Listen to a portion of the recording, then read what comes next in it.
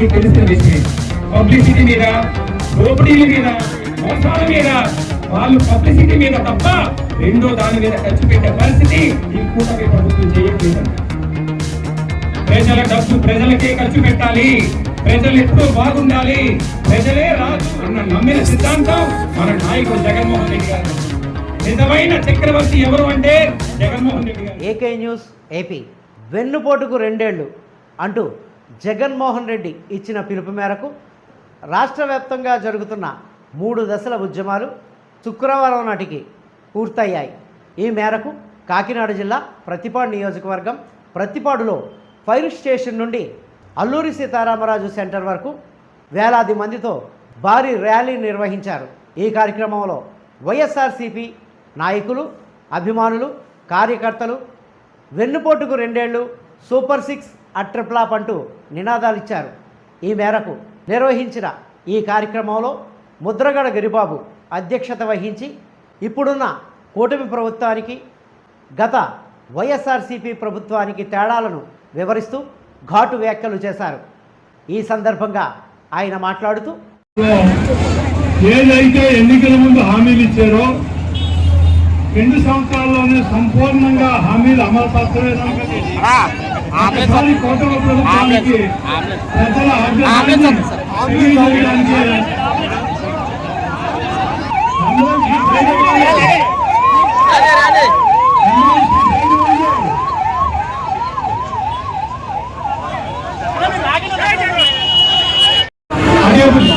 చంద్రబాబు నాయుడు గారు అయితే, పవన్ కళ్యాణ్ గారు అయితే ఇద్దరు కూడా ఒక బాండ్ని ప్రతి ఇంటికి కూడా పంచిపెట్టడం జరిగింది.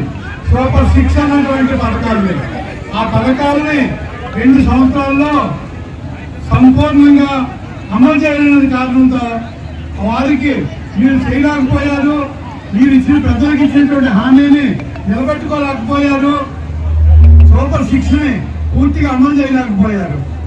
ఈరోజు ప్రతిపాడు నియోజకవర్గ సమన్వయకర్త శ్రీ ముద్రగడ గిరిబాబు గారి ఆధ్వర్యంలో జరిగినటువంటి కార్యక్రమంలో పాల్గొన్నటువంటి వైఎస్ఆర్ కాంగ్రెస్ పార్టీ కుటుంబ సభ్యులు ప్రతి ఒక్కరికి హృదయపూర్వకమైనటువంటి కృతజ్ఞతలు తెలియజేస్తూ, ప్రీతమ నేత జగన్మోహన్ రెడ్డి గారు ఇచ్చినటువంటి పిలుపు మేరకు ఈరోజు రాష్ట్ర వ్యాప్తంగా చంద్రబాబు నాయుడు వెన్నుపోటుకి 2 ఏళ్ల కార్యక్రమాన్ని నిర్వహించడం జరిగింది.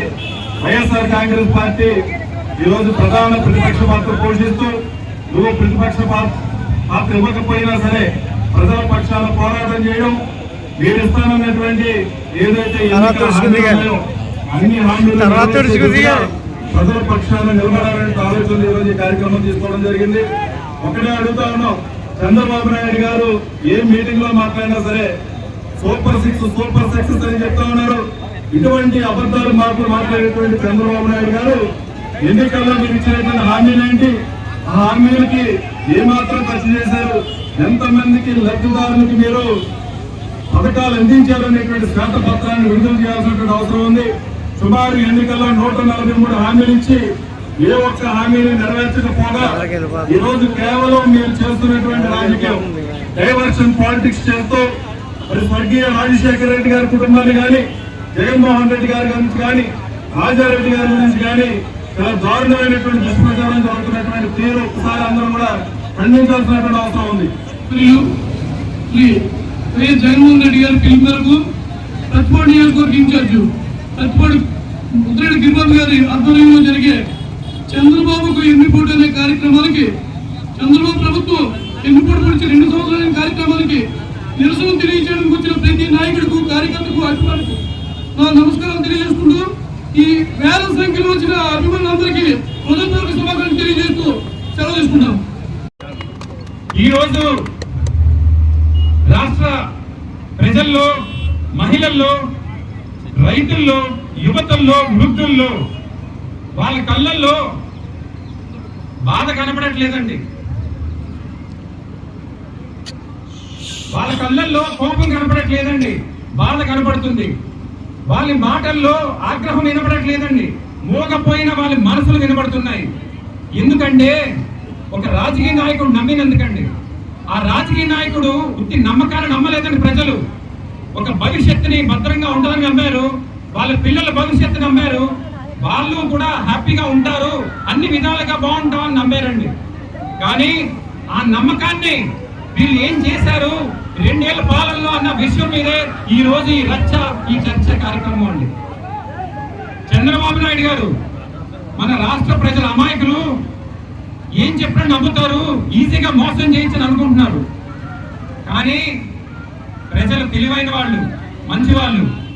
ప్రతిపాడు నియోజకవర్గం ప్రజలారా మిమ్మల్ని అడుగుతున్నాను, ఇప్పుడు 2024 ఎన్నికల ముందు ఇంటింటికి టీడీపీ నాయకులు వచ్చారా లేదా? ఇంకా గట్టిగా బాండ్లు ఇచ్చారా లేదా? వాళ్ళ మీద సంతకాలు పెట్టారా లేదా? ఇంటింటికి వచ్చి బాండ్లు ఇచ్చి గ్యారంటీ అన్నారా లేదా అండి? కానీ ఈ రోజు గవర్నమెంట్ వచ్చి 2 సంవత్సరాలు అయిందండి. ప్రజలు ఆ బాండ్లు ఇచ్చారనో లేకపోతే నాయకుడు ఇచ్చారు చెప్పాడనో నమ్మలేదండి. ఆ బాండ్ ఇచ్చి ఆ బాండ్ మీద పెద్దల సంతకాలు చేసి వాళ్ళ ఇంటి గుమ్మం మీదకి వచ్చి ఆ బాండ్ ఇచ్చినందుకు ప్రజలు నమ్మారండి. కానీ ప్రజలు నమ్మించి ఓట్లు వేయించుకుని అధికారం వచ్చాక చంద్రబాబు నాయుడు గారు 2 సంవత్సరాలు చేసింది ఏంటి? ప్రజలకి చేసింది ఏంటంటే ఒక బాధ, మోసం, దగ, చివరికి వెన్నుపోటు పొడిచేనండి. ఈ గత 2 సంవత్సరాల్లో చంద్రబాబు నాయుడు గారి పాలనలో ఒక్క విషయాలన్నీ మనం చర్చించుకుందామండి. పెట్రోల్ రేట్లు తగ్గాయా అండి? డీజిల్ రేట్లు తగ్గాయా? గ్యాస్ సిలిండర్ రేట్లు తగ్గాయా? స్కూళ్ళు అన్ని పెరిగి డెవలప్మెంట్ చేశారా? రైతు భరోసా వచ్చిందా? సంవత్సరానికి 20,000 ఇస్తాన్నారు, వచ్చిందా? చేయూత వచ్చిందా? శ్రీనిధి ఇస్తాన్నారు, వచ్చిందా? ఇలా అన్ని పథకాలు కూడా మనం చెప్పుకుంటూ పోతే ప్రతి దానికి ఇదే సమాధానం వస్తుందండి.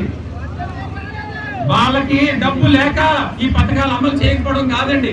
ప్రజలందరూ గమనించవలసింది ఏంటంటే డబ్బు ఉండి కూడా ఈ పథకాలు అమలు చేయట్లేదండి. ఈ రోజు చూసుకుంటే రాష్ట్ర ప్రభుత్వం సుమారు 3 లక్షల కోట్లు పైగా అప్పు చేసిందండి. ఎంతండి? 3 లక్షల కోట్లు పైగానే రాష్ట్ర ప్రభుత్వం అప్పు చేసింది. ఆ అప్పు చేసిన డబ్బు ఏం చేస్తున్నారో, ఎక్కడ పెడుతున్నారో, ఏ విదేశీ బ్యాంకులో దాస్తున్నారో ఎవరికి తెలియని చిదంబర రహస్యం ఉండేది. ఈ రోజు చూస్తుంటే విచ్చలవిడిగా అప్పులు తేవడం, దానికి నచ్చినట్టుగా ఖర్చుకు పెట్టుకోవడం ప్రజలందరూ కూడా గమనిస్తారు చంద్రబాబు నాయుడు గారు. ఎందుకంటే తెచ్చినప్పుడు మీరు కడతారా, మీ వారసులు కడతారా, మీ కంపెనీలు కడతాయా అని అడుగుతున్నారు ప్రజలండి. మా పైతరం, మా తరం, రాబోయే తరం కూడా ఈ నెత్తి మీద మీరు తెస్తున్న వేల లక్షలాది కోట్ల అప్పు ప్రజలు మొయ్యవలసిన పరిస్థితి అండి. బటన్ నొక్కగానే నేరుగా డబ్బులు వచ్చాయా లేదండి? ఆ డబ్బుకి ఎవరైనా మధ్యవర్తుంటేవారా? ఆ డబ్బు మీకు రావడానికి ఎవరైనా లంచాలు ఇచ్చేవారా? చేయూత వచ్చిందా? ఆసరా వచ్చిందా? ఇల్లు పట్టాలు వచ్చినాయా? ఇంకా గట్టిగా చెప్పాలి. రైతు భరోసా వచ్చిందండి. ఇది జగన్ గారి రిపోర్ట్ కార్డు అండి. విచిత్రం ఏంటంటే ఏ ప్రశ్నలు రాష్ట్రంలో ఏ మూలకెళ్ళి ఏ పార్టీ వ్యక్తిని అడిగినా ప్రతి సమాధానం ఇదే సమాధానం వస్తుందండి. కానీ ఈ కూటమి ప్రశ్నలు రాష్ట్రంలో ఏ మూలకు వెళ్ళి ఏ టీడీపీ కార్యకర్తని అడిగినా, ఏ మహిళ అయినా, ఏ రైతైనా, ఏ యువత అయినా ఇదే సమాధానం చెప్తుందండి. కష్టంగా ఉండొచ్చు వాళ్ళకి సమాధానం ఒప్పుకోవడానికి, కానీ నిజం అయితే ఇదే అండి. జగన్మోహన్ రెడ్డి గారు రాష్ట్రానికి అధినేత, నేను రాష్ట్రం అందరూ నాకు అవకాశం ఇచ్చారనే ఆలోచనతో ప్రతి ఒక్కరికి పథకాలు అందడం చేయడం జరిగిందండి. ప్రజలే దేవుడిగా భావించి నీతిగా నిజాయితీగా పరిపాలించడం జరిగిందండి. కరోనా లాంటి కష్టకాలంలో కూడా ప్రపంచమే మూతపడిపోయినా, రోడ్లు ఖాళీ అయిపోయినా, వ్యాపారాలు మూతపడిపోయినా ఎక్కడా కూడా ప్రభుత్వం టీవీలకు పరిమితం కాలేదండి. వాలంటీర్ వ్యవస్థ ద్వారా మీ తలుపు తట్టి పెన్షన్ ఇచ్చి, మందులు ఇచ్చి, రేషన్ ఇచ్చి ప్రతి ఒక్కరిని కూడా కంటి గ్రప్పలా కాపాడుతున్నారని జగన్మోహన్ రెడ్డి గారు. ఈ రోజు రాష్ట్రంలో ఉన్న ప్రతి మహిళ కూడా జగన్మోహన్ రెడ్డి గారిని తలుసుకుంటున్నారు, బాధపడుతున్నారు వారికి ఓటేయలేనందుకు. ఎందుకో తెలుసండి, ప్రతి మహిళకి వారి అకౌంట్ లో ఎంతో కాస్త డబ్బు ప్రతి నెల పడేదండి. ఆశ్రయ ఇచ్చి, చేయూతనిచ్చి, సున్నా వడ్డీ డబ్బులు ఇచ్చి ప్రతి మహిళని వారి ఇంటిలో ఒక గౌరవప్రదంగా వారికంటూ ఒక స్థానం కల్పించి ప్రతి ఇంట్లో ప్రతి మహిళని ఒక స్త్రీ శక్తిగా మార్చి ఒక గౌరవించారని జగన్మోహన్ రెడ్డి గారు. రాష్ట్రం దగ్గర డబ్బు లేక కాదండి ఈ పథకాలను అమలు చేయకపోవడం. ఒక్కసారి మనం ఈ 2 సంవత్సరాల్లో జరిగినవన్నీ కూడా మనం ఒక్కసారి కంపేర్ చేసుకుంటే రాష్ట్ర ప్రభుత్వం ప్రాధాన్యత ఎక్కడుందో, వాళ్ళ హృదయం ఎక్కడుందో మనకు తెలుస్తుందండి. 1000 కోట్లు 1,00,000 కోట్లు కట్టి అమరావతి కట్టడానికి డబ్బు ఉంది కానీ రాష్ట్ర ప్రభుత్వం దగ్గర అందులోంచి ఒక 500 కోట్లు 1000 కోట్లు తీసి మెడికల్ కాలేజీలు కట్టడానికి మాత్రం రాష్ట్ర ప్రభుత్వం దగ్గర డబ్బు లేదండి. ఒక్క రోజు యోగా డే కోసం 500 కోట్లు ఖర్చు పెట్టడానికి డబ్బు ఉంది కానీ రాష్ట్ర ప్రభుత్వం దగ్గర పేద పిల్లలకి, మహిళలకి హాస్పిటల్స్ లో మందులు కానీ ఆరోగ్యశ్రీ ఎటువంటి ఇబ్బంది లేకుండా ఇంప్లిమెంట్ చేయడానికి మాత్రం రాష్ట్ర ప్రభుత్వం దగ్గర డబ్బు లేదండి. మీ మంత్రుల్ని, ఎమ్మెల్యేని, అధికారుల్ని వివిధ దేశాలకు పంపించి వాళ్ళు ఇంకా కొత్త విషయాలు నేర్చుకోమని పంపడానికి డబ్బు ఉంది కానీ ఈవేళ పేద పిల్లలు చదువుతున్న స్కూళ్ళకి ఇంకా మోడర్నైజ్ చేద్దాం, కంప్యూటర్లు ఇద్దాం, ట్యాబ్లు ఇద్దాం, వాళ్ళ పిల్లలు ఇంకా బాగా చదివిద్దామని చేయడానికి మాత్రం రాష్ట్ర ప్రభుత్వం దగ్గర డబ్బులు లేవండి. ఇంకా చూసుకుంటే రకరకాల ఈవెంట్లు, సెలబ్రేషన్లు చేయడానికి కోట్లాది కోట్లు ఖర్చు పెట్టడానికి డబ్బులు ఉంది కానీ రైతు గిట్టుబాటు ధర దక్కక కష్టపడి పండించిన పంట ఏం చేసుకోవాలో తెలియక అయోమయం పరిస్థితిలో ఉన్నా సరే వాళ్ళని కాపాడడానికి మాత్రం రాష్ట్ర ప్రభుత్వం దగ్గర డబ్బులు లేవండి. వాళ్ళు అన్ని అబద్ధ పబ్లిసిటీ చేస్తూ పూర్తి పేజ్ యాడ్లు ఇవ్వడానికి, టీవీలో యాడ్లు ఇవ్వడానికి, మనందరికీ ఫోన్లు చేయడానికి డబ్బు ఉంది కానీ మహిళలకి అన్న మాట ప్రకారం ఎస్సీ, ఎస్టీ, బీసీ మహిళలకు పెన్షన్, ఆడబిడ్డ నిధి ఇవ్వడానికి డబ్బులు మాత్రం రాష్ట్ర ప్రభుత్వం దగ్గర లేవండి.